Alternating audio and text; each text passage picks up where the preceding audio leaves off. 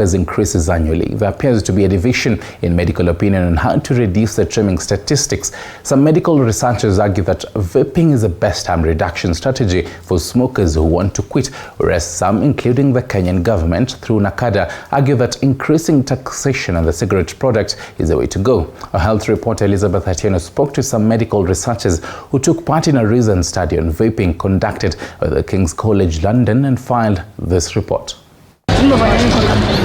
There are 1.3 billion smokers in the world, and 8 million die every year due to tobacco. More than 7 million of the deaths are as a result of direct tobacco, while 1.2 million are non-smokers who succumb after being exposed to second-hand smoke. In Kenya, 8,000 people die annually as a result of smoking. It has since been revealed that 7 in 10 people really want to quit smoking but find it difficult, and hence researchers have developed a harm reduction strategy where vaping or use of e-cigarettes was considered the best option to ease the transition from traditional cigarettes to not smoking at all. The question that continues to come up, however, is, can e-cigarettes or vapes help you stop smoking once and for all?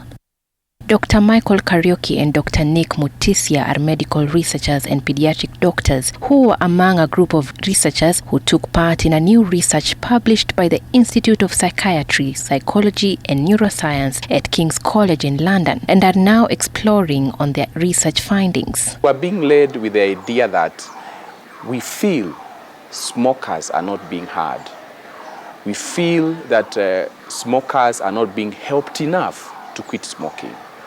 Because as we can see over the years, even if we brand, they are told to quit, it's still not working.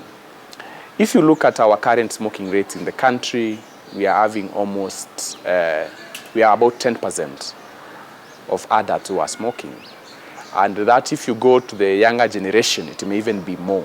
And we did find out that yes, number one, we have smokeless products that are used in this country that comprise tobacco, number one. Number two, these products are mixed with other products to make them more palatable, to make them more tastier. And one of the key ingredients that we found out mixed with the tobacco is areca nut. Areca nut is a special nut. It's actually a nut, an edible nut that is grown in Asian countries, and it has substances in it that make you... We were also looking at the what we call risk continuum. What we say is, are there less harmful products that people who are addicted to smoking, that they are able to use, but then they get the less harmfulness and they can end up stopping smoking. Vaping products or e-cigarettes are small battery powder devices that heat a liquid solution to create a vapor or cloud. The liquid in the e-cigarettes may contain a solution of vegetable glycerin, flavors and varying amounts of nicotine. But just how safe is the liquid found in the e-cigarette?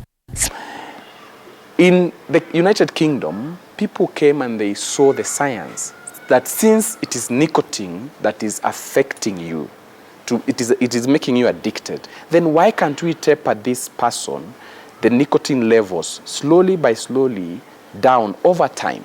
And then you can be free of nicotine and you will not desire or want to go back to burning a cigarette again. And that's how the nicotine replacement therapies came to be. Smoking remains the leading cause of lung cancer in both Kenya and the world. 1/3 of deaths from heart diseases are also as a result of smoking. Banning of the cigarette products has since been described as the main cause of the illness. Hence, some researchers now argue that vaping products are less harmful as they do not involve combustion. Banning the cigarette is what exposes you to getting cancer and not using the nicotine. The nicotine itself does not cause cancer. And that's why under the World Health Organization, we have nicotine replacement therapies. When you vape nicotine, which is only recommended for smokers, you eliminate the combustion part of the tobacco. The tobacco is not there, so you are vaping nicotine. And under the guidance of health professionals, you're able to guide this smoker and slowly reduce the dose of nicotine in the vape to an extent whereby this particular smoker is eventually able to quit smoking. So the nicotine hooks you up. You are not able, because of the euphoria that it gives you, that feeling it gives you, you want more and more of it. And because of that, you end up burning a cigarette.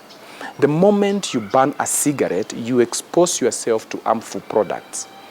You expose yourself to combustible products, like you have carbon monoxide, you have products like tar, you have nitrosamines, which are group 1 carcinogenic products under the WHO. In England, the National Health System was forced to set up a Stop Smoking Services department where the use of less harmful products or vaping products was established, with researchers revealing that the move has significantly reduced the number of cigarette smokers in a period of 12 months. 50 to 75,000 of people in UK are quitting smoking yearly, proportions that have never been seen before. We discovered that they have a very comprehensive Stop Smoking Services department under their Department of Health that educates smokers on the dangers of tobacco use. Then they no longer use the approach of quit or die. They take smoking as a disease. However, researchers maintain that vaping still poses a small fraction of health risks in the short and medium term. Vaping is less risky than cigarette smoking by 95%. However, vaping is not risk-free. And I want to make that very clear. Because you are seeing there's that 5% risk when you are using vapes. Vaping is for smokers who desire to quit smoking. Vaping is not for the person who is not smoking. It's not for the youths and the adults and adolescents. With the proliferation and rapid evolution of these products on the market, it is crucial that they are regulated so that everyone is protected, including measures to prevent their use amongst current non-smokers. In 2014, the World Health Organization declared a ban on vaping, especially indoors, due to the gap identified in the regulation framework in different countries around the world. In 2021, the international body raised concerns over the alarming increase in the number of youths and adolescents using vaping products due to the flavor added by some tobacco companies. According to data from WHO, the percentage of teenagers between 11 to 18 years who vaped in 2020 was at 4.8%, and in 2021, the number slightly declined to 4.0% but drastically rose to 8.6% in 2022. But tobacco still kills more than 8 million people every year. Newer products like e-cigarettes pose a new danger, marketed with flavors to appeal to children and adolescents. These products should be regulated to protect public health. New products like flavored e-cigarettes pose major threats, especially to young people. Tobacco companies are promoting them as safe alternatives to cigarettes and other tobacco products. It's another dangerous chapter in the industry's history of deception. If we don't act, another generation of kids could get addicted to nicotine, and we can't let that happen. These products are not only addictive and harmful, but most are modifiable and are difficult to distinguish from some tobacco products, making their regulation a challenge. We need to protect the children from accessing these products. So you should not make them enticing to the young ones. They should not have things like carded. They should not have the aspect of the flavors becomes very debatable. They should be ideally prescribed by a professional. Why is it that these products are not regulated by KEBS? We need the regulatory authorities to come on board. Some researchers and epidemiologists now argue that The Tobacco Control Act in Kenya does not highlight the harm reduction strategies contrary to WHO's recommendation. The Tobacco Control Act of 2007 covers restrictions on public smoking, tobacco advertising, promotion, sponsorship, as well as packaging and labeling of tobacco products. Whereas the World Health Organization Framework Convention on Tobacco Control, Article 1D, explains tobacco control as a range of supply, demand and harm reduction strategies that aim to improve the health of a population by eliminating or reducing their consumption of tobacco products and exposure to tobacco smoke.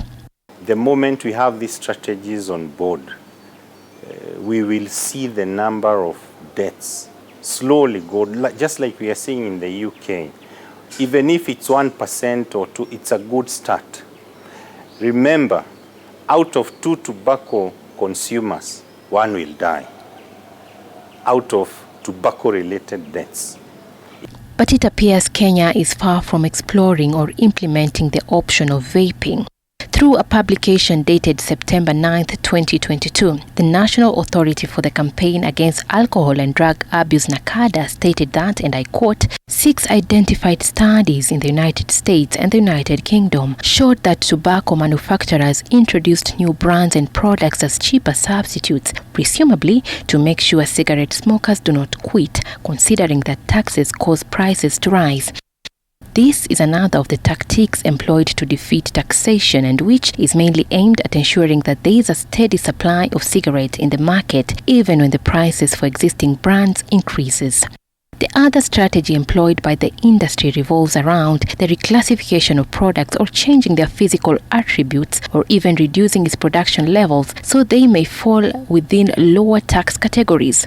This is mainly aimed at exploiting the different approaches to taxing different products. But these last 18 months have also shown us the extent to which the tobacco and other industries involved in the manufacture of e-cigarettes will go to make a profit. They have attempted to brand themselves as part of the solution and a public health ally, while still marketing and profiting from tobacco across the globe. And e-cigarettes, which are marketed to children and adolescents, threaten to hook a new generation to nicotine. They are too expensive. There is a lot of taxation on those products. Smokers cannot afford those products. Even the newer drugs, we have very new drugs that have come out in the market. They are unaffordable for our regular smoker who is smoking, for example, a packet or 2 packets a day. They cannot afford those drugs. So we advocate for the government of Kenya to make these products available. At the same time, make them affordable. NACADA further maintained that significantly increasing tobacco excise duty and prices is the single most effective and cost-effective measure for reducing tobacco use, further stating that increases in taxation will not only be beneficial to smokers who want to quit, but also reduce the overall consumption of tobacco. And as the divided medical opinion on vaping intensifies, medical researchers have since found a common ground that preaches if the choice is between smoking and vaping, choose vaping. But if the choice is between vaping and fresh air, then choose fresh air. Elizabeth Atieno, TV47, Nairobi.